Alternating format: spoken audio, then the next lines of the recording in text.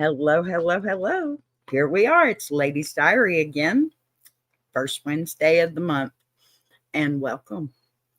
This is a place where we can take a breath, speak our truth, and sit with the kind of conversation we don't usually make time for. There's no judgment here, just honesty, sisterhood, and space to feel what we feel. Last month, we had an amazing first show, and man, I am so excited for this one too. I have yet another beautiful panel of amazing women that have been inspiring me since day one of my YouTube career, really. And I feel so blessed to have them here with us tonight. I just want to say, I've been making a list and I have so many people I want to reach out to and invite to the show. And I want to give equal opportunity to each and every queen out there as well. So if you would like to be on the panel, I've made sure and put all the email addresses to all the wonderful universe that I am a member and a huge fan of. The Iron Sharpening Iron universe and Big Jack Storytime is absolutely the best place to be right now. So we have so many shows coming your way. If you want to be on any of these panels, please grab that email address and send us a little email. Let us know what you'd like to do. Okay.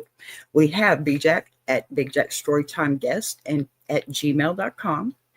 And then we also have BBTV, which is BBTV Productions 1 at gmail.com. And then we have our newest member, Miss Mama Lions, Davina Wright. It's Davina, okay? Davina Wright Lions at gmail.com. Y'all make sure and send us an email. Now, we're going to settle on in here, and I think I need to get my wonderful co-host up here to join us. Are you ready, ladies? Let's go.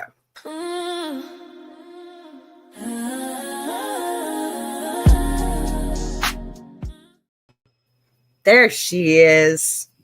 Hey, how are you? Fantastic. I'm so excited about our second episode. Me too. This is amazing. I'm so excited. And we got a great panel of ladies again. Mm-hmm. And look at that lion that just brought you in here, lady. Love it, love it, love it. It's so me in every way. It's so me. Absolutely. Absolutely. It's those eyes. I'm telling you, it's those eyes. Okay. All right. My face is going to be sore from smiling and laughing. Well, that happened last month. And guess what? It's okay. We're going to do it again. That's right. That's right. Let's do it. Definitely. Now, I have a great panel of ladies, and I do have Miss one of us is having a little bit of issue with her sound, but I think we're going to fix it out for her. I'm tongue tied. I'm just so excited. I'm ready to go. Are we ready to bring our ladies? All right. Pull up a chair, honey. Hello. Oh, hello. How are you? I had to call my son and ask him how to do it, but now I know how to do it. Yay! All right. We got it all worked out. You know what it is? I work in a school, so I can never have any phone calls. So I always just shut it off. I never have my ringer on. Oh my goodness. Oh my goodness. Okay. How is everybody? I'm sorry. No, don't be sorry. We're glad you made it, honey. That is so great. So here I have my beautiful panel of ladies. I'm so excited to have you here. I know I told you a little bit about the whole plan. We read letters. We discuss how we feel because we've all had these situations, one point or another, right? I believe we have a couple of different cancer awarenesses, and then we have diabetes and Alzheimer's, which I know there are a few of us that have had that experience personally. My husband has diabetes, and he does have family members that had Alzheimer's. Grandmother actually passed from Alzheimer's, or complications because of, So I want to get right into this, but let's say hello to the panel first. And if you could, and we'll start with Echo, just give me a little bit about you. Well, I'm 62 years old and I've been on YouTube a little over 3.5 years. And I love getting to know people. And I know everybody except for Mama Lion. So this is a good experience to get to meet her. Yeah, likewise. Looking forward to it. Yeah. All right, Ellen, can I get My name is Ellen, and I've been on YouTube for a year and a half. And when I started my channel was with my husband. I had taken care of him for 14 and a half years. He had brain cancer, and he had passed. And this is really my first live that I ever done. Thank you. And that's it. But I'm just discovering myself again and having to get through it without him. Absolutely. And we're here to help you through that, baby. Thank you. Through it. Okay. All right, Mary. I didn't want to cry. Hi, I'm Mary from Blessed to Crochet and Blessings Through Connection. And I focus on connection and deal with chronic pain on a daily basis. I have a husband who has diabetes and a daughter who has diabetes as well. So, and a dad who had dementia. So, very familiar with all of those. There you go. Yeah. Okay. All right. First, I wanted to say, Ellen, honey, I want to tell you right now, this is the place to let all those tears out, because eventually we're going to help you make those tears happy again. Okay. Mm-hmm. Yeah. No, I was really, really good. And I went to physical therapy just a little while ago, and somebody was asking me why my knee was the way it was. And it was from lifting my husband so much that I have bone to bone. Yeah. So this is the reason why I'm feeling this way right now. Well, that's okay. Hopefully we can make other people feel better as well as you, honey. Okay. Thank you. Of course. I'm so glad you're here, honey. I think we had one drop out, but she'll be okay. She'll be back. There she is. See? Always running right back in. All right. So I'm going to go ahead and get started with our first letter. We do have some banners here to help you because I talk too much, okay? I want to make sure that we know what's going on here when it's going on. Now, I've got diabetes awareness, signed, tired, but trying. This is what I got here for the first letter. And, oh, sorry. I feel like I'm organized for some reason. And I don't want to put that up in front of everybody's face. Hello to the chat. I want to make sure and get in there and say hello. And thank you so much for being here. If y'all would like to shout anybody out real quick, you're more than welcome. This is a conversation. It's not a show. That's how we're doing this. Pardon me. Got my water, Mama. I got my water too. Good. Anyway, Hydrate. That's what Mama says. That's right. Hydrate. Very important. Very, very. All right, ladies. This first letter comes from a woman who's been doing her best to support a loved one living with diabetes while quietly dealing with her own symptoms. She's finding balance between caring for someone else and not really losing herself in the process. Okay. Dear Lady's Diary, I never thought my life would revolve around blood sugar numbers, emergency snacks, and that constant fear that sits in the pit of your stomach when someone you love looks a little off. My husband was diagnosed with type 2 5 years ago, and since then, diabetes has become the third person in our marriage, an unwanted roommate who won't move out. I tried to stay strong for him, but I'd be lying if I said the late night shakes, mood swings, and doctor's visits don't wear me down.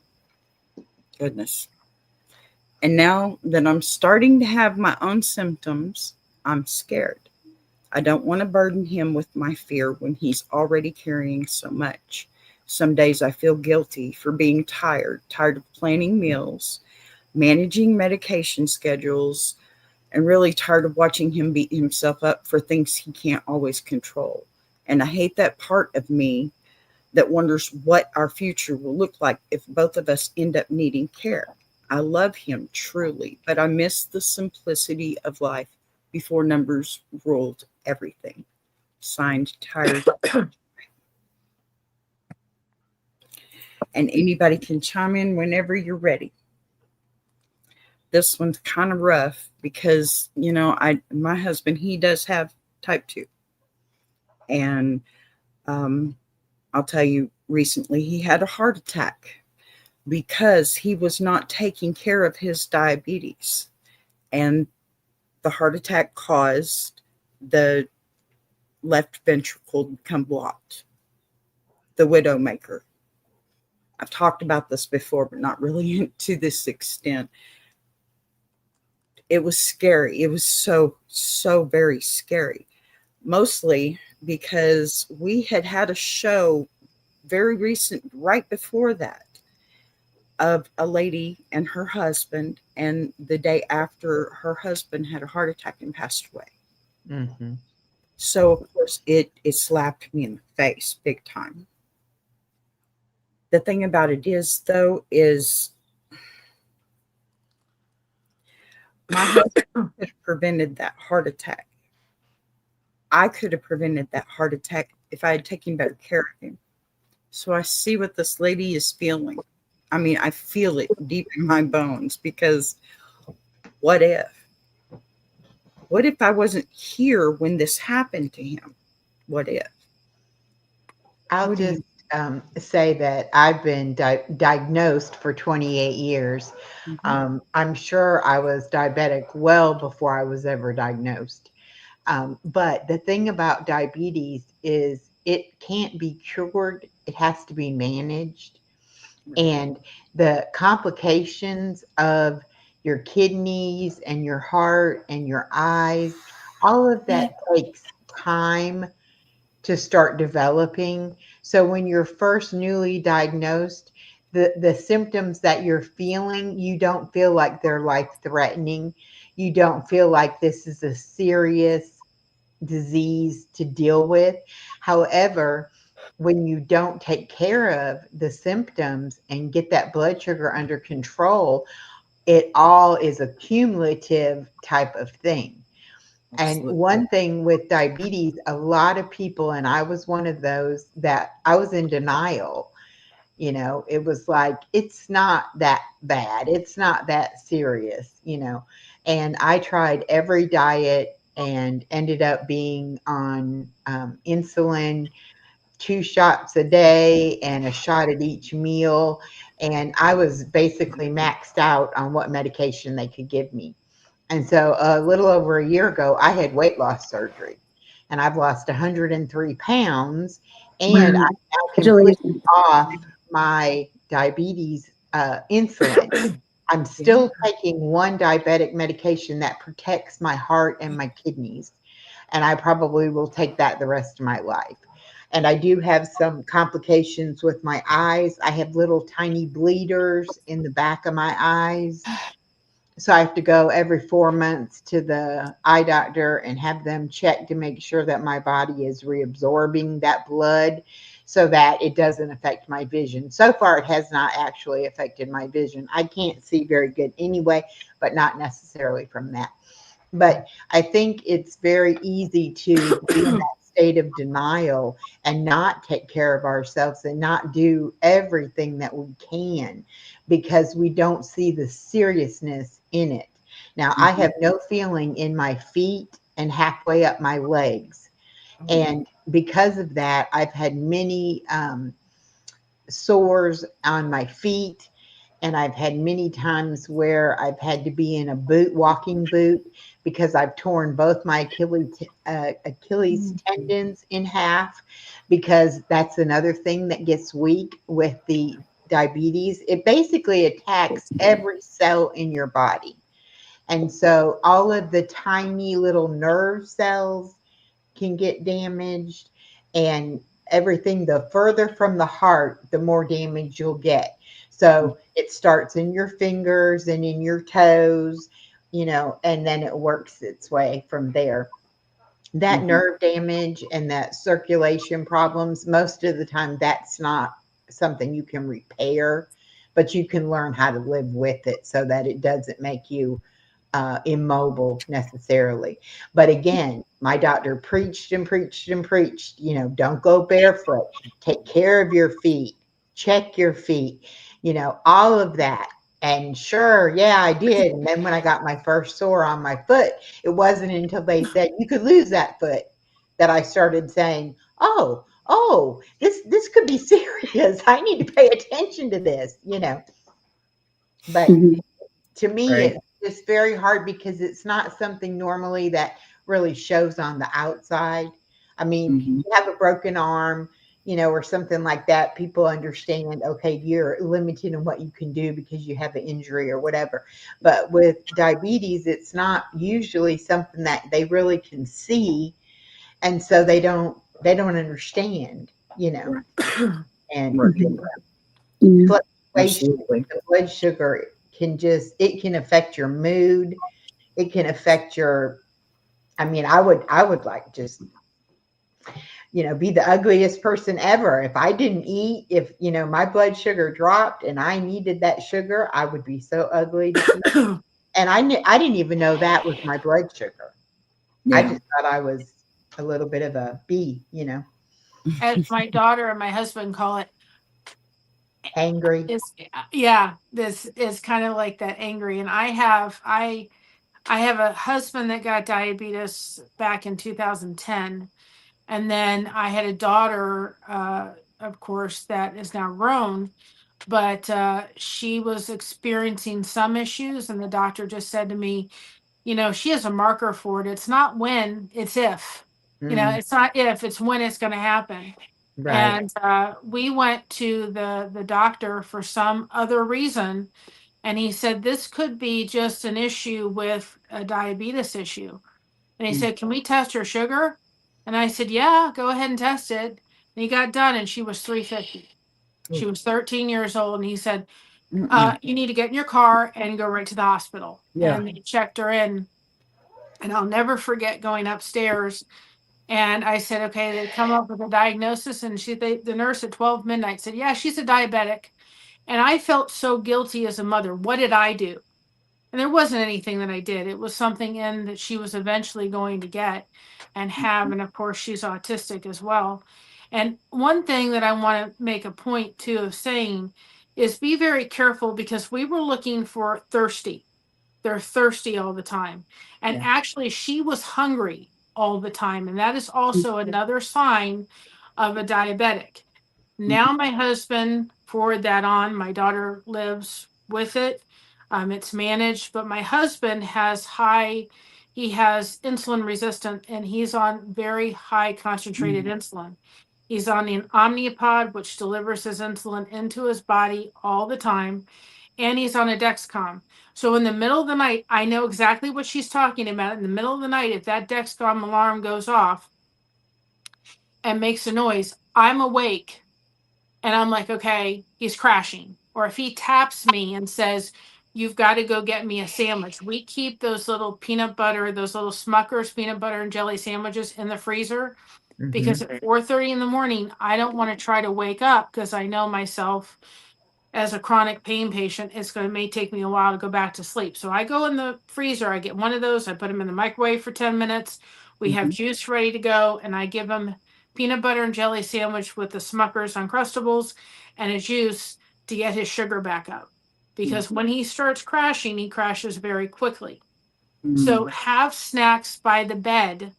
So when he starts having them, you can do it. If he's starting to have where he's having difficulty, where he doesn't quite know what they're going, see if he is eligible for some kind of glucose monitoring system, because that will help to ease you as well, to be able to see what his numbers are doing before they're getting down to a level that could be dangerous or going the other way. And so thankfully he's gone down to 20. and he's still walking. I don't know how he does it, but he's not just on regular insulin, he's on concentrated insulin because his body would not take it. My goodness. Wow. Well, the sensor thing, I still wear my sensor on my arm, and I have an app on my phone that tells me what my number is. And I have an alarm set on it where if it gets too low or if it gets too high, it'll alert me. And I probably will wear that most of my life, even though now my numbers are really good, but you never know when it's going to happen. And you can't rely on how you feel. I used to have to prick my finger to check my sugar. And half the time I would think I would be low and I was actually high. And there were times when I was thinking, oh, I must be high this time. I would be really low. So you might treat yourself wrong based on how you think you're feeling without actually checking those numbers. And Mary brings up a good point. Every time I've been hospitalized, they always give you a bedtime snack, which is usually milk and like half of maybe a tuna salad sandwich or a turkey sandwich or something like that. And I always thought, well, this is so weird. Why are they giving you that, before you go to bed? But it helps because naturally your blood sugar dips at night. And so this will kind of counteract that. But if you're not used to doing that, you could go too low at night while you're sleeping, and it might wake you up and it might not wake you up. So, that's one of those things that you have to really, and another thing, your sugar can skyrocket first thing in the morning without you having eaten anything. And a lot of people are under the impression that the sugar is based on what you eat. Right. There are so many other factors, stress, whether you're dehydrated, if you have any kind of an infection. I mean, there are so many things that can contribute to those higher numbers. And people think, well, I saw you eat some sugar. That's probably why you have blood sugar. It's not just what you eat. It's so many other things. And that's hard for other people to understand. Well, and we found out better that if we had those Uncrustable sandwiches, even if you make your own, but if you had them, it was better for him to have that because he was getting carbs, he was getting protein, he was getting sugar, which stabilized it instead of just throwing a cookie at him or something like that. It was giving him more to be able to stabilize and regulate the sugar. Right. Have peanut butter crackers, have something, and that's not you got to have the just protein sugar with based. it. Okay, That's I'm how the peanut curious. butter works. Which side of which side of diabetes are we talking about here? Like regular insulin diabetes, or are we talking about oh gosh, now the name is escaped me. I have type 2. Hypoglycemia. Type 1 or type 2. Yeah. Right. I have but type 2. Hypoglycemia. That's low blood sugar. Backwards. Right. Yeah. Right. Yeah. So but you can become insulin dependent with type 2 diabetes as well. Now, most of the time when you are a type 1 diabetic, that's something they discover in childhood. And that's where your pancreas does not make any insulin whatsoever. So you have got to have that insulin by injection. But with type 2, like Mary was saying about the insulin resistance, that's how a lot of people become type 2 diabetic, is because they have something that is causing them to be resistant to their own body's insulin. It's not necessarily that you don't make enough insulin or you don't make any insulin. It's just that your body doesn't use your insulin properly. Right. And then you can have your pancreas just go out completely to where you no longer make any insulin. My daughter was diagnosed as a type 2, even though she was diagnosed at 13. My husband is a type 2. Now, I want to caveat this with something that probably none of you have heard before, because this is another part where I heard about in the letter, is I know what it is like to have to caretake. Now, I'm a chronic pain patient, so I have my own struggles every solitary day. But he has something also that is called Klinefelter syndrome. Klinefelter syndrome means that he is an XXY individual. He has an extra chromosome, which means that he most likely shouldn't be here. 60% of all Klinefelter's patients don't make it to term. His mother did not do prenatal care. She hid the pregnancy. So she was a young teenager. And so the fact that he's even here is a miracle. But that Yeah. also led into probably why he has the insulin resistant diabetes, why he has the weak muscles. He's, in his 50s, close to being 50, on a walker. And so that all contributes to why there are so many health problems. And of course, then I do the best I can to caretake. We live with my mom who helps because I have my rough days as a fibromyalgia patient. And it's okay to feel like I wasn't planning this. I wasn't planning to be disabled at the age I am and have a walker myself and, have a cane if I need it, have my days and not be able to work. I didn't envision it either. And Yeah. not for him either.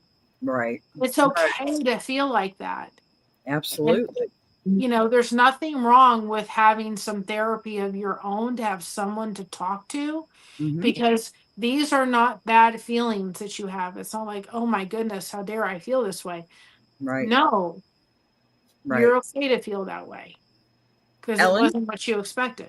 I was just saying, my sister-in-law at the time had juvenile diabetes.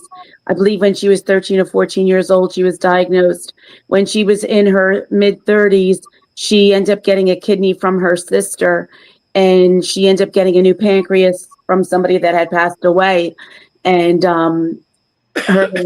this was from her sister. Her sister had a daughter. She was going to give her a kidney because her kidney was going. But what ended up happening was there was a tumor in her first pancreas, so they wouldn't do the surgery. And she had to go back on dialysis, and she didn't want that. She was done. And but she went through a lot, but she was really a warrior to the end, Yeah. Wow. with that. But also when you're talking about the person is saying the person that you married is not the same. No, they're not. No. And that is from the past. That'll never come back. And I just know with Steve, he had frontal lobe issues. So like he would say things that were inappropriate. People would stare at him and I would have to explain things. I would be in public and he could be that he could have called me an effing bitch right in front of the supermarket. And I didn't see somebody in 30 years and having to explain to everybody, that he is sick and tell him to get in the car right now. So, I mean, I understand it, but even with all that negativity and everything that I went through, I would have done it again. Yeah. Because I love him. Ellen, honey. I can certainly relate. My mother also was unfortunately complications of diabetes is on her death certificate, and I didn't realize how she was being impacted because my mom had complained of diabetic neuropathy for years. Her legs bothered her. She was always complaining of pain, but she also ate everything she wanted to eat. Yeah. And also played, grandmother. I call it playing Russian roulette with the medication because that's what she was doing. But she passed last year, January 4th, and just right before her 80th birthday. And the thing that I remember most about all of this is that her complaining about her pain for so long and learning to live with it. But in the end, it was a real wake-up call for me because I felt like, there was nothing I could do for her, absolutely nothing. And when I say I relate, Ellen, her maybe last couple of years, she's pretty hard to get along with, really, really hard to get along with. And I know a lot of it had to do with the pain. The pain was just, there was no, and she'd say, I want to eat what I want to eat. I'm going to die anyway. I want to eat what I want to eat. And she'd have her candy and she'd have different things, but then she'd prick her finger. She'd do she had like a system. But the thing that took my mom out is the fact that she fell living alone and was on the floor outside on the patio overnight in January. Well, actually it was December. I'm sorry. She passed in January, but it was in December. So it was very cold. And so when I think about that, and I think the thing that people, our listeners especially, will probably get from this, hopefully, I'm always the one to point out the lemonade, right? So Mhm. there's lemons. We're going to talk a lot about things Mhm. obviously that are sour, that are lemons. But when I think about the positive side of this, is it has to be the education. It has to be what we learn, and the information that we share with one another. Mhm. Unfortunately, my mom, your husband, there are people that definitely succumb to this horrible disease. But at the same time, there are so many people out there now that are searching for information, that are looking for help. And so having a panel like this and having this discussion, I think we definitely want to keep in mind, what can you do better? And I've already heard some really good things, but if I could go back and I had better knowledge, I probably would have been able to support my mother better. And so I think this is a great discussion for that reason. So I'm all here for, what can help our listeners.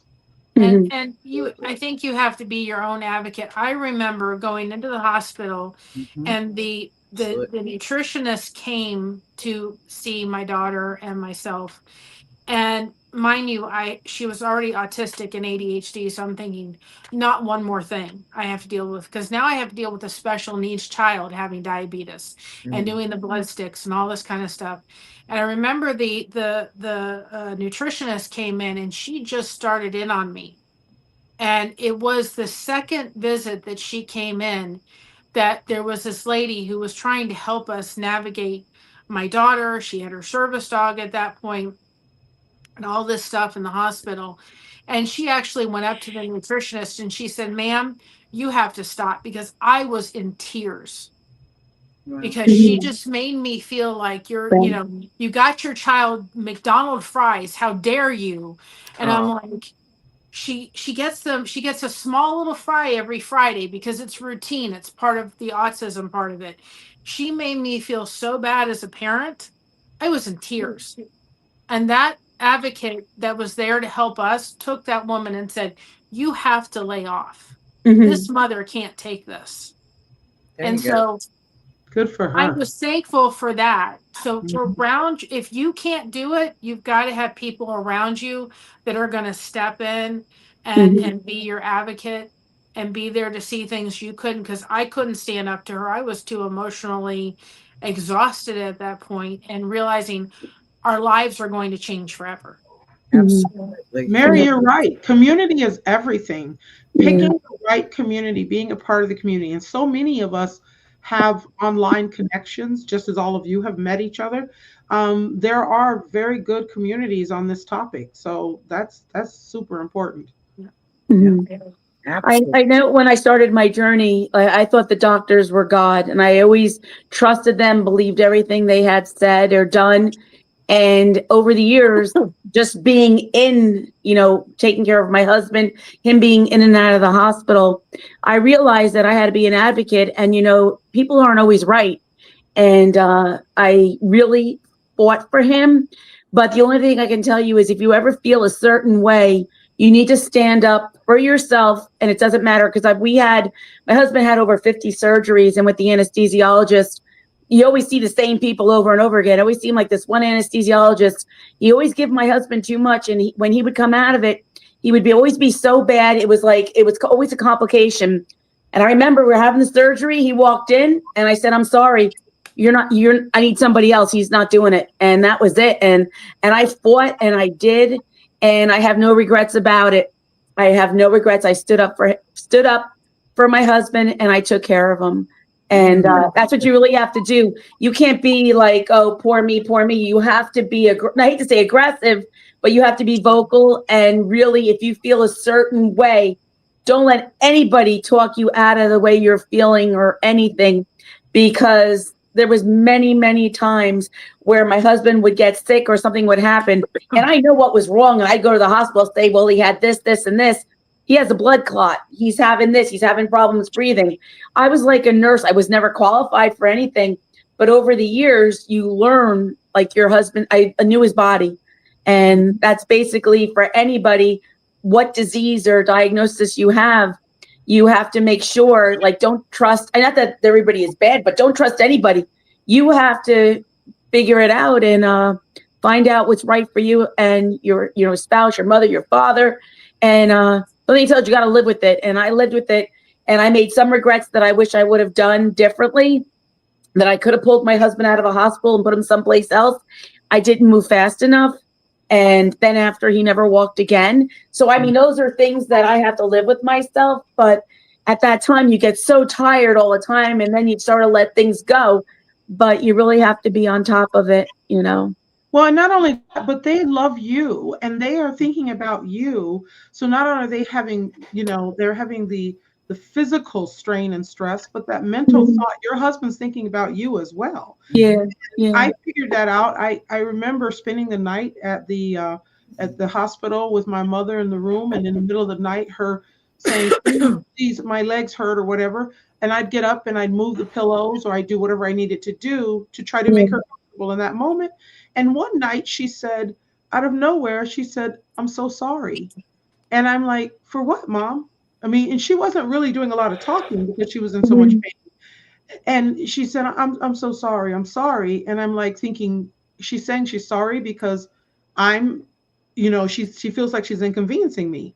She's And a burden to you. yeah, like she's being a Yeah. burden. You feel that way, though. You do. Yeah, You yeah, just and that's feel not what like it you're was. a burden. Right, right. And- And and- so we realized that. So in addition to advocating, now we must be stronger. And Mhm. to your point, and like what Mary said, I mean, if you already also have physical ailments, I mean, I'm next in line. I've been pre-diabetic forever. I don't know what that pre means, but I know that it's enough to try to keep me on the straight and narrow with my diet and trying to exercise. But the point is, you're there for that person, and so you're going to lose some sleep, and you're going to go through those things. But I can't, I'm sure, Ellen, you did everything the best, and you made a difference, and that's what's key. And I can tell you from somebody that wakes up with pain, goes to bed with pain, and the only time I really don't feel it is when I'm asleep, is, you know what? Pain changes you. Yeah. Mhm. It truly changes you. And I my channel, or this channel, is there to help mama, but I use it for connection. And my therapist has said it is so good for you, because when I'm doing this, I don't necessarily feel the pain. Now, when I get done, I'm going to go get ready for bed and take it easy because I'm going to hurt. But Mhm. while I'm doing this, my focus is I'm hurting because that's my everyday, all the time. And we had a recent doctor's appointment, and one of the things my husband has to take is testosterone because he has a very low testosterone level with the Klinefelters. And I literally walked into the doctor and I said, "Now we've been playing with this for past couple of years." I said, "Either you all find some way of being able to give him testosterone, or he can stay with you," because he was it was so irritable, and it also causes pain to have that. And I said, "We have to figure out a way." And the doctor's like, "I got you. We're going to do this." But we changed doctors. Instead of having his normal diabetic doctor take care of that issue, we went to a urologist because he was not working with the diabetic doctor. Mhm. And I'm like, "You just want to keep throwing the same thing at him and it's not working. We got to do something else." Now he's on a shot regimen, and I have to give him shots when he can't do them himself. And it's not fun, but it's because I love him. I'm going to do it because it helps him. Mhm. It's I, really Absolutely. I something want I to don't want say to something do. about the disability part of all of the illnesses. When the person realizes that they can no longer care for themselves, or that they are going to not be able to work, or whatever the situation is, it mentally does something to you. Yes. You automatically feel like you're not worth anything anymore because you can't maybe earn a paycheck anymore. And that's something that most patients don't tell their caregivers they're feeling that way, or get seek any kind of help with it or anything. They just try to handle those feelings on their own. And Mhm. I know I couldn't wrap my head around the idea that I cannot go back to work. I mean, it was like, no, I can go back to work, and I fought it so much until I finally realized that it's not whether I can or I can't. I'm more of a risk to a company. If I fall and get injured or, heaven forbid, hurt somebody else in an accident or something like that, that's why I can't do it. It makes you feel like, well, I can't do what I need to be able to do. Mhm. And then when your family has to help take care of you, whether it be financially or just, medically or whatever, you do feel like you're a burden. And you feel like, why me? Why do I have this? What caused this for me to have it? And then why does my family have to deal with me in this situation? Right. And that Well, depression is so easy to just sink into that depression like, there's no hope. There's nothing that's going to change. And I'm living proof you can change things, but you can't let the doctor continually throw more medication at you and just say, you have Yeah. this wrong, you have that wrong, you have that wrong. So you got to take all these medicines. Because I was taking 19 prescription medications before my surgery. I now take 5. And almost every single one that I took had tremendous side effects. I had so many side effects. I thought the side effects were the symptoms of what was wrong with me. And when I got off the medication and found out that that wasn't even part of it, that was all just side effects to medication. So just because they're a doctor and just because they think this new drug is going to be the one, it's, going to help you or whatever, you have to advocate for yourself, or you have to advocate for your family members that maybe there's a better way. I mean, I don't feel like I should have had to say to my doctor when she tells me I'm maxed out on medication, I don't think I should have said, well, you think, weight loss surgery would help me. I think the doctor should have been bringing that to me and saying, Mhm. you are maxed out. And if we could, change some things, it would help you, and encourage me to do that instead of me saying, am I too old to do this? Can I even do this at my age?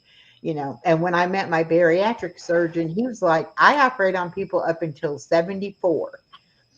He said, I don't know what it is, but in my career, I've just made that my cutoff. That as long as they're under 74, I will, do the surgery for them. But there's so much mental to that surgery. The surgery is one little part of it. It's all the mental part of you deciding to change your life. Echo, you are bringing the lemonade, lady. You are bringing the lemonade. Absolutely. I walked with the rollator walker. I fell all the time. My shins are completely scarred up from how many times I was face down in the concrete. I had no energy whatsoever. I had sleep apnea. I couldn't get rest because I couldn't breathe. I would try to carry groceries in from the right there in the parking lot in front of my apartment. I would get in. I would be so out of breath. I would be like, I'm going to die. And I literally felt like at 55-ish, I was gonna die. There was no sense to trying to do anything because nothing was working. And everything was making me feel worse and making me feel like I just needed to stop doing everything. And then my daughter announced that she was having my grandchild. And I Ha. said, wait a minute. I'm I looking am going to be here for that grandchild. And my There grandchild you is now go. 4 years old. I provided her daycare for her from day one.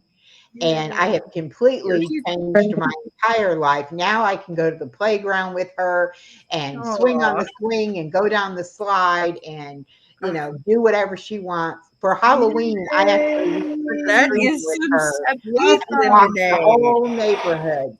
And I haven't been able One to do that for a Beautiful. long one of these time. days. Yes. One of I'm these telling things. you, grandchildren change your life. They They do. literally change your Yes. life. Absolutely. Yes, Oh, my granddaughter just turned 3, Echo, and I can't agree more. And you are absolutely right in that I had a renewed sense of purpose when she mhm. was born. It changed something, Yes. within me. Yes. And I just, Boss B, when did I turn 61? Yesterday or day before? The Day 3rd. before. Happy birthday. Yeah, I Day just before. turned 61. And I mean, my granddaughter is like everything to me. Like I just, Mhm. it's like a renewed sense of purpose for And It sure. is. I It I is. thought I loved my daughter with all that I had. I didn't think I could love her anymore. And Right. then she has my granddaughter. And not only do I love her more for giving me the granddaughter, but it's like I have a whole new heart just for that Yeah. granddaughter. And Absolutely. when you're Oh a my parent, gosh. you have to worry about providing for them and discipline and all that stuff. And so you don't enjoy their childhood. You really don't, because you're so worried Right. about every little thing. But when you're the grandparent, hopefully you've raised your child well enough that they're going to be doing all that worrying. And all you have to do is have all the good times and have all the love and, just be there to support them. And my daughter says all the time, "You didn't do that with me when I was little. You wouldn't let me get Hear away that with that. often. And she always says, Granny needs to learn how to say no. And I'm like, yeah, but I can do more now because I'm not worrying about going to No, work and no. you know making You sure. say, I do want her to be disciplined though. I want to you her to be a good girl. tell them flat out, I know how to say no. I choose not Not to. to. Plain and And simple. I'm going to be honest. I she have a was with 4-year-old, me. or She was with almost me, 4. up until she started pre-K this year. She was Mhm. excited to go to pre-K because there would be friends because she's an only child. Yeah. Mhm. And she went 2 days and she Yeah. told my daughter, she said, I'm done now with that school. And my daughter said, no, you got to keep going. She said, no, I'll go to my granny's. And my daughter Oh, had to explain to her that your Oh, days of going to granny's, you're still granny, beautiful. but you have to go to school every day. And it took her about a week for her to realize, oh, they do different things. And, Ah, she gets to know different kids and things like that. So now she's okay with it. But when I go pick her up after school some days, she'll be standing there with this frown on her face. Like she's just devastatedly sad. Mhm. I'll get out of the car and I'll be like, come on. And she just lights up and runs to me. And it's like, that's what it is. It's that bond that we have. She It knows when is. she's with me, it's different than when she's not with me. It And it is. changed my whole life. It really Oh, did. it absolutely does. And every step of the way, I know I had just about the same situation, but my son and daughter-in-law, they've decided they want to start purchasing a house. So they've taken her out of the daycare that they had her in to save a little bit more money because it was pretty expensive. And they Mhm. decided, now my granddaughter calls me Llama. That's a long story. But my granddaughter calls me Llama, and now she comes to Llama school, and we do crafts and we do learning, and I've started making her videos of her own and everything. So I get it, Echo. Oh my gosh, this is And the most my wonderful my thing to daughter is a do that, school teacher. right? So she thought for like a day or two, I need to put her in like a 3-year-old preschool. Yeah. And I was like, yeah, okay. I agree. She needs to be mhm. socialized. No, She you needs to don't. be with other kids. And my daughter said, yeah, but you'll teach her everything she needs to know, won't you? And I'm like, well, yeah, of course I will. So when she started pre-K, she's already like done with pre-K. She knows everything she was supposed to learn in that pre-K. So now Yeah. she thinks she's the She teacher loves it. to teach the other kids. Like, you don't know that? I will teach you. I will tell you that. But And the whole time I was teaching her stuff, she acted like she wasn't getting it. Like I'd say, tell mommy whatever. And she'd be like, I don't know what you're talking about. Oh my Then God. when she, now it's like she wants us to know what she knows. And There she'll you just go. be rattling it off, and you're like, and here you made me think I was wasting my time, doing Crazy all that kid. bullshit. But Oh my no. And, you goodness. know, I'm a mother of a special needs child, and I thought, I don't think she's ever going to get married. I remember in the bathroom crying because I thought I'd see other people and other, mothers and their daughters would get married, and I thought, this is never going to happen. It's just never going to happen. And it did. She got married to a wonderful man, and she was a beautiful bride, and I got to experience that. She's my only child. But one of these days, when they do start a family, she is also now a diabetic. So it Mhm. adds a layer of worry to me whenever that does happen. Right. That, are you taking your blood sugar, and are you doing this, and so forth? And, you know, she's already said when that does happen, she said they'll probably put one of those monitors on me just to monitor what her blood sugar is, because she doesn't need that right now. Yeah. But, that'll be a worry down the road whenever that does happen. But, Right. you just have to sit there going, God, the blessings that you put forward, because I thought she's never, she's not going to get married. And she did. She's a cashier, which just totally floors me.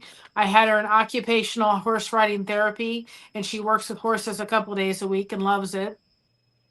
She's an amazing kid. She has her own YouTube channel, Chrissy's Cosplay Wardrobe. She does cosplay Yay. wonderfully. And so,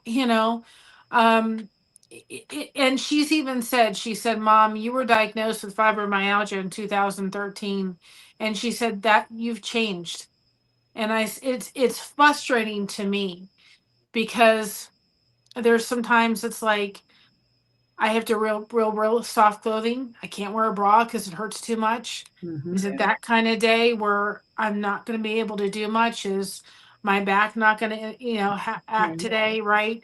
I'm in the middle of the store and a panic attack comes from nowhere, or is it No. one of those nights I'm going to have trouble sleeping? And it's like the invisible disabilities, diabetes, fibromyalgia, autism, they all look like, oh, she's got herself together. Mm-hmm. Mm. No, I live with my mom because there's days, Mom, I need help. I need help doing the laundry. I Mhm. need help cooking, Mhm. because everything hurts and everything is so sore. Mhm. But you have to find some kind of positive stuff, whether it's crocheting, keeping your hands busy, opening up alive and saying, okay, guys, come in and have the support and connect and grow. If I can help facilitate that, then Mhm. that's great. That's beautiful. Yeah. That's what Because they say. otherwise, you're sitting there easiest way, going, I'm hurting and don't want to do anything. Yeah. My the mom. easiest way not to feel bad about yourself or your own problems is to help somebody else. Because when you're Absolutely. helping somebody else, you're focusing on them and their problem, and you're no longer thinking about your problem. Because as a mom, when I had her as an autistic child, nobody understood me. The parents were the worst. Nobody Yep. took me out and said, can you tell me about your daughter and her life? Nobody would call and say, how are you doing today? Mm. Are you struggling today? Did you go through a 3-hour meltdown with her today?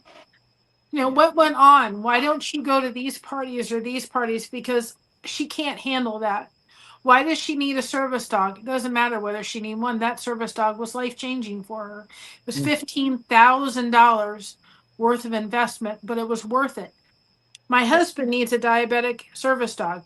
$25,000. Wow. My goodness. My goodness.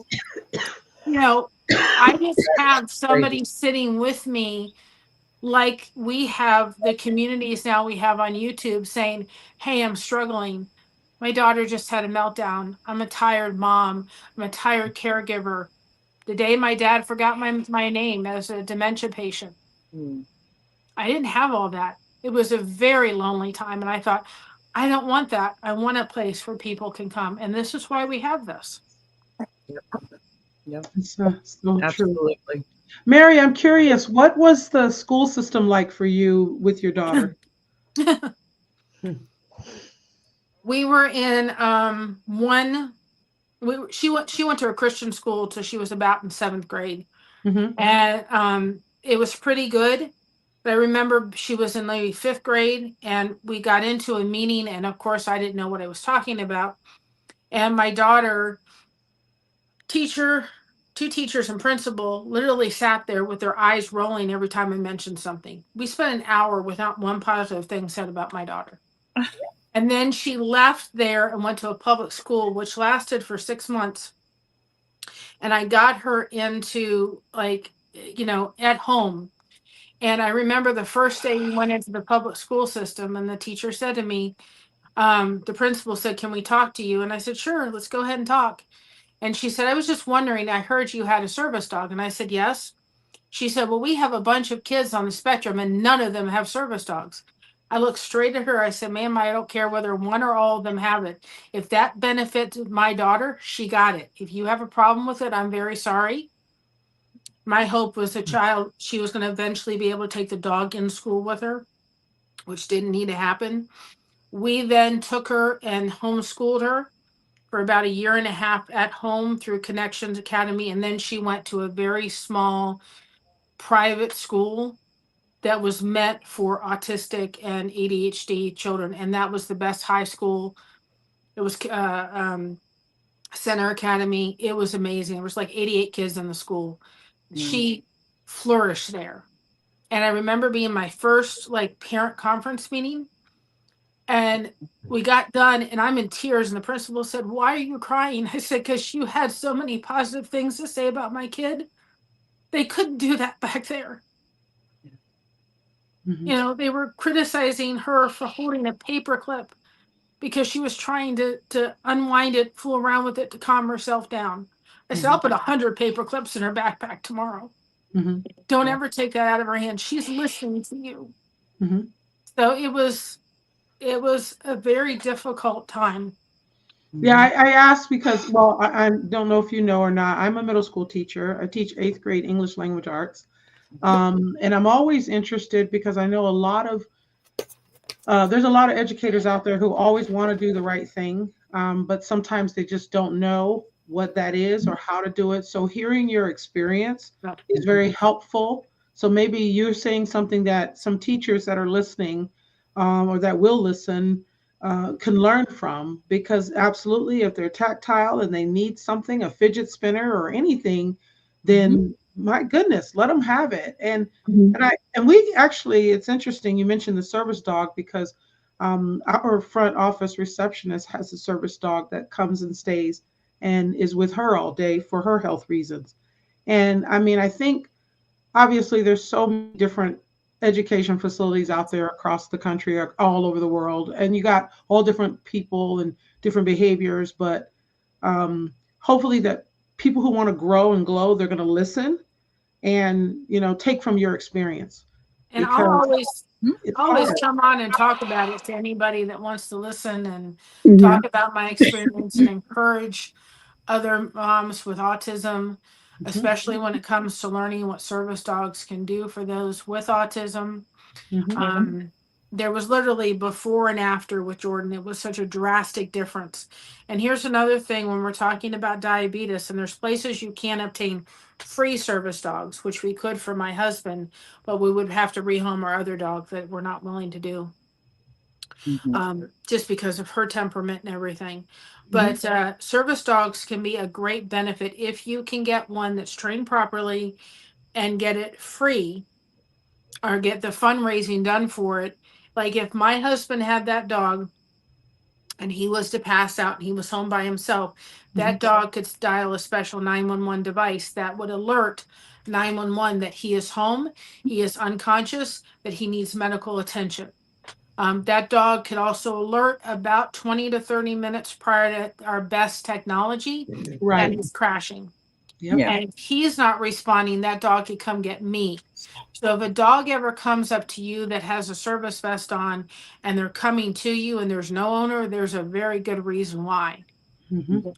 And Yeah. with Christina, it helped her sleep. It helped her let me know she was going into an autistic meltdown. And even though Jordan was never trained as a diabetic service dog, there were several times where he actually alerted to her that there was a problem. Hmm. Mhm. He was restless one night and she just didn't understand why.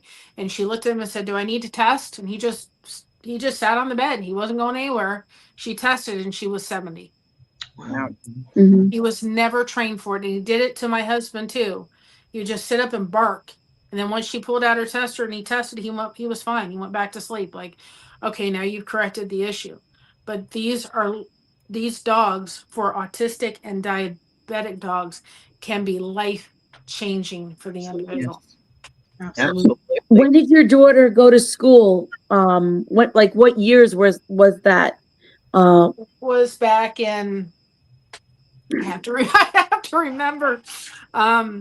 Oh goodness gracious. What year did she graduate? Usually we can remember the Well, graduation. she graduated in 2018. Okay. And one thing about the fact that was good that she was actually at home through like middle school online was Mhm. that she had gotten diagnosed with diabetes. So we were able to help Mhm.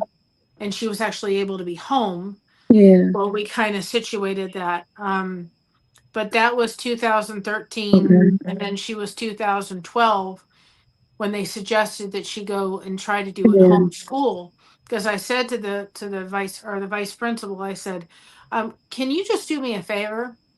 I said, can you take my daughter out of the lunchroom and put her in a quiet room and have her eat lunch and see what she does the rest of the Yeah. afternoon? Oh, she's just fine. She's making friends. Mhm. No, the I reason said, why I ask is "Stop." because I'm an Yep. aide in the school and I've been doing it for 22 years. No, more than that. Yeah, about 24 years. So that's why. So when I go back and I remember 24 years ago and what they did and what they do now, I actually work for lunch. I go to a room for some kids if they need it to have a quiet space and eat their lunch. It's totally different from when it was back then and how it is today. So that's why I was just wondering. I wanted her to do the experiment. Take her, put Yeah, her in a yeah. quiet room You're for a very, week, very smart and you fought for see your what the daughter and difference. that's good. And she refused. She said she's making friends, she's talking, she's doing just fine. I said, "Can I come and witness it?" She goes, "No." That's terrible. See, I There's would different laws now, different immediately. laws, because you can, go after the It's not board. fun. If Ellen's they, right. If a parent goes to the school board, that changes everything. and I see that more and more things going, people going after the board. I mean, like you have to do everything. And Yeah.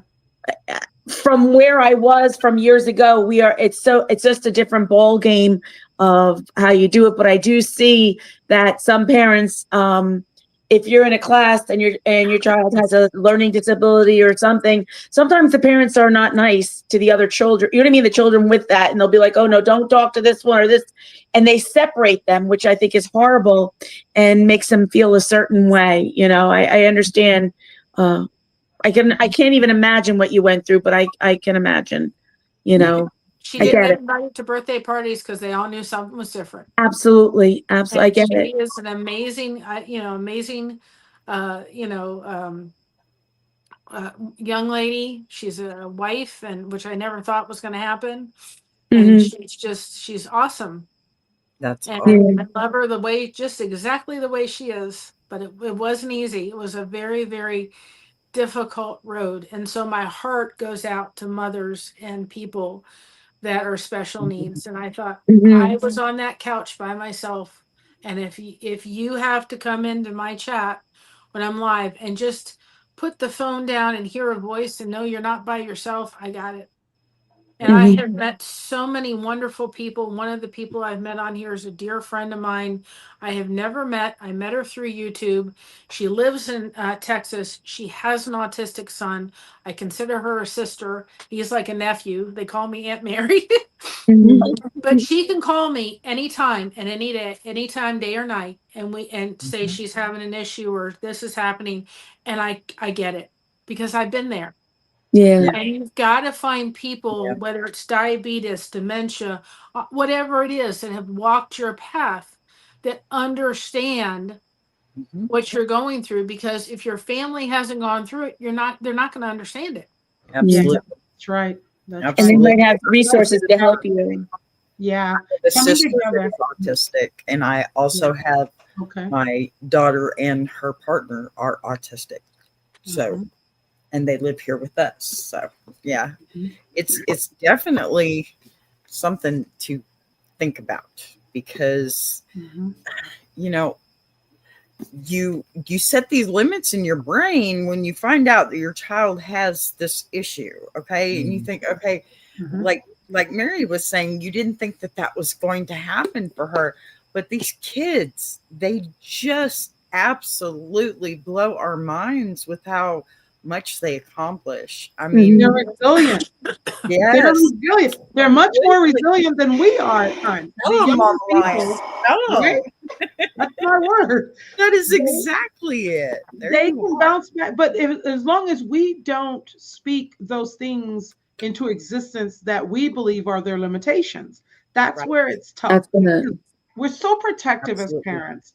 My son, ADHD from kindergarten all the way up, so many IEP meetings, so many. And then I was also an educator. But I always told him, you have choices. You can make the decisions, make good ones. And Yeah. I constantly had to remind him of that. But I see children all the time now, even as a teacher, where they're told you have ADHD, so you can't help yourself. Yes. Mhm. And that's not true. That's not No, true. It's it's not. disempowering, you know. Mhm. So Absolutely. I love what you're saying. And your daughter, Mary, she's a testament to what you can do, right? Amen. I always tell her that. If Absolutely. I had to cry because I thought she'd never get married, and then of course, Right. it was Mhm. always done behind the door because I Right. always said to her, "You can accomplish anything you want to accomplish." Right. Mhm. Now I had to set I had to set different boundaries, which my son-in-law was raised with three other brothers and Mhm. doesn't quite understand the boundaries I had to put in place, but I had to do that because she needed that. She Yeah. wasn't ready to drive at 16. She didn't drive till she was 21 years old. Right. Mhm. And there were different things put in place because of who she was, but Mhm. she still has just flourished, and Yeah. it was an amazing thing to see. Um and I'm a very blessed and proud mama, that's for sure. Well, Mary, Amen. I do want to highlight what you just said. I don't want to skip past that because what you just said is so Yes. essential. You said if you thought those things or cried about it, it was in private. And I think that Yeah. listeners need to understand that it's normal to think those things. It's Mhm. normal to worry, especially about your loved ones, and especially when you have so many hopes and dreams for them. But doing it in private is normal. How you face them and what you do to encourage them is a whole separate thing. Be So I positive. want people to be clear and know that, yeah, absolutely, you're going to think that. I worried that if something happened to me when my child was growing up, I Mhm. was so concerned about, would anybody else love him the way I do? Would anybody else understand him the way I do? And now he's 28 years old, and I don't have that worry as much. But I definitely still feel like nobody on this planet is going to be for him what I am as mama. Right. And that's a natural thing. It really is. Well, Absolutely. I did that when I remember when my dad, who had dementia, Hmm. and I said, God, please let it be my name he forgets first, because I knew my daughter, as an autistic child, could not deal with it or handle it. Yeah. And I just remember walking in, we moved them next door to us. And so we lived in like a fourplex, and we were on one side and they were on the other. I remember walking into the house and I said, Hi, Dad.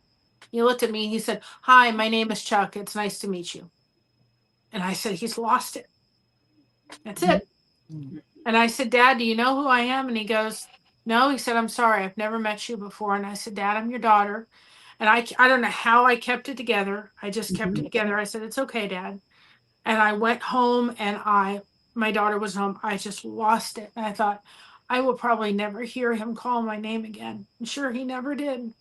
Hmm. But I had to keep that face to let him know it's okay, because I'm thinking, what's going on in his head? Yeah. Is he realizing what he's just saying? I'm in my 40s and you should know who I am. And that was so hard, you know, Yeah, to of have to course. face. Of course. Absolutely. Absolutely. Yeah. That's that's rough. That is really rough, and I'm so sorry. Well, to anybody that has to go through anything like that, it is devastating. It's hard. I haven't the people that I had with Alzheimer's in my life were not my direct family. My husband's grandmother, she passed away. Um, Amazing woman. I mean, she was everybody's everything, just like most of us women are nowadays, but Right. she was she was that traditional grandmother that, she woke up, she would not leave the house without at least some lipstick on.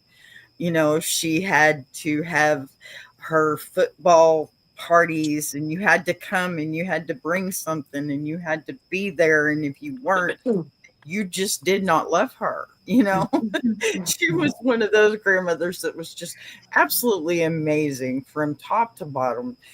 And when we lost her, it was it was not it wasn't the typical thing because she was so healthy up until the very last moment. She had her faculties about her. She did just fine. She loved it when she got to play bingo. She lived in a nursing home.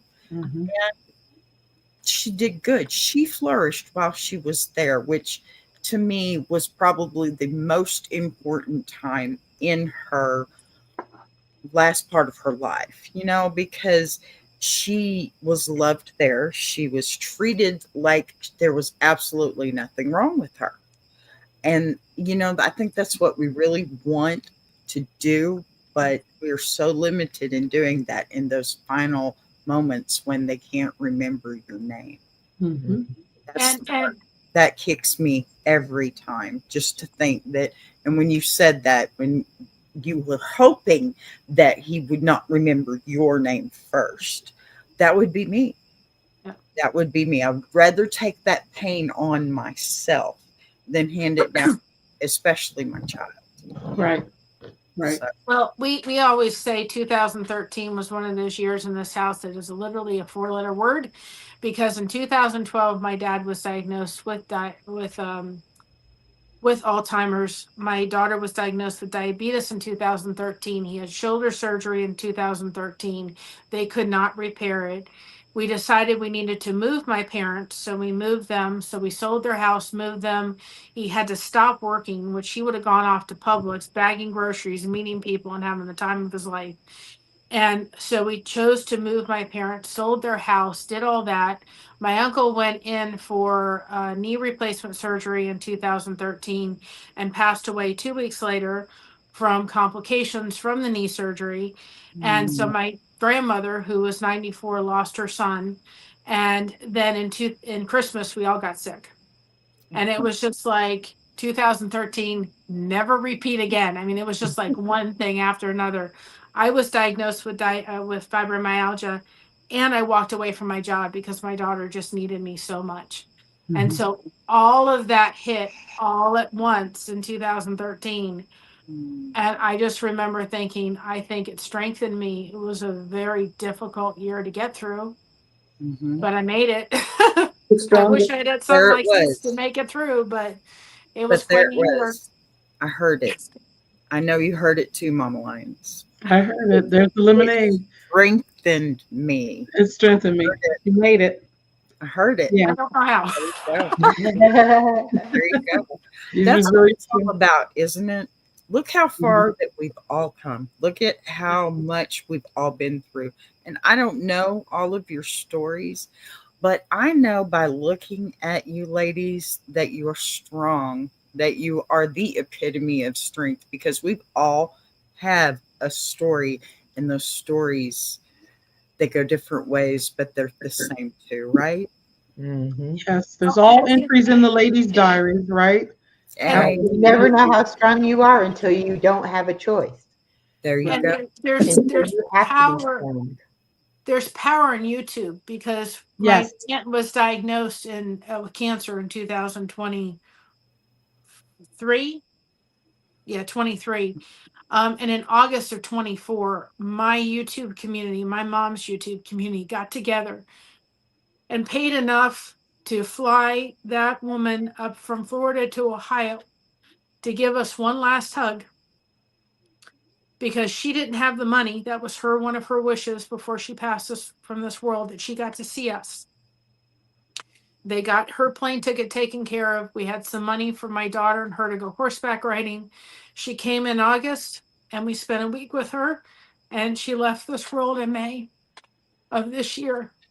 So if you don't think that we can do something through this YouTube, we can, because without them, I never would have been able to see her. Yeah. And without all you ladies, I wouldn't have been able to have this show tonight.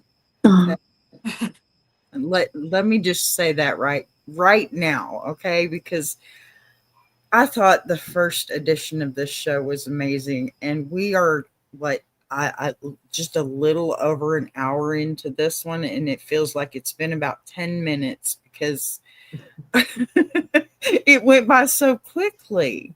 it did. I was going to say, Mary and I have a history. We do long live streams when we get together. I think the service dog one was like 5.5 hours. Yes. Yeah. I don't know if I can do 5 hours, ladies, but I am loving every minute of this one, okay? There's always another episode. Always.